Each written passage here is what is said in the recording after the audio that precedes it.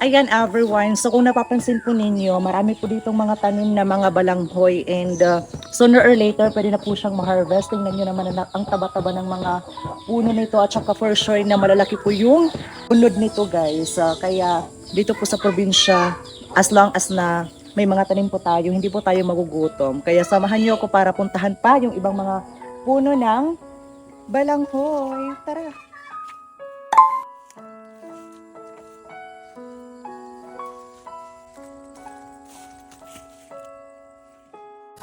Ayan everyone, so ito po yung ibang mga tanim pa guys na medyo maliliit pa sila.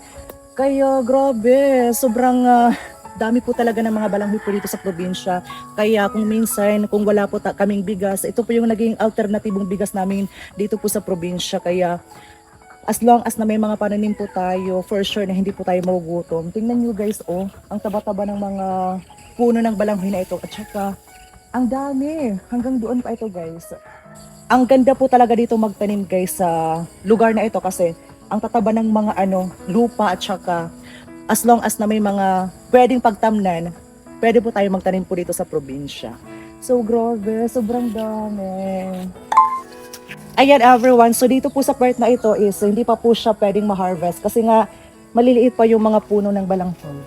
So akit lang po muna tayo ng bayabas kasi mayroong bunga. Wow!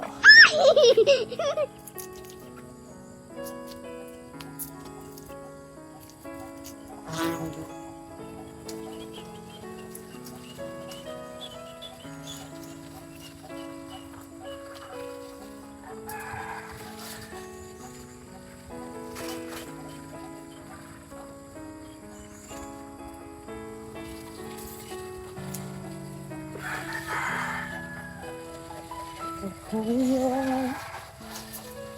are the dreamers and make it happen. Cause we believe it. We are the dreamers and make it happen. Woo!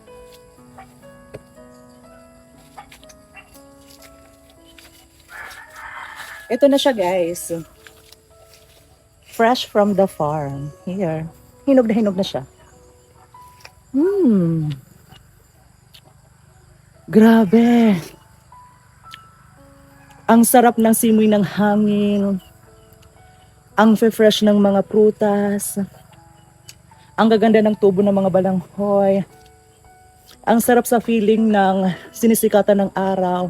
Kaya lahat ng ito is ipinagpapasalamat ko sa ating Panginoon. Maraming salamat po Lord for all the blessings and for all the gift of life. Oh my God, I'm so overwhelmed today. Thank you so much. Ayan everyone, so thank you so much everyone for watching. See you again on our next video. Bye-bye!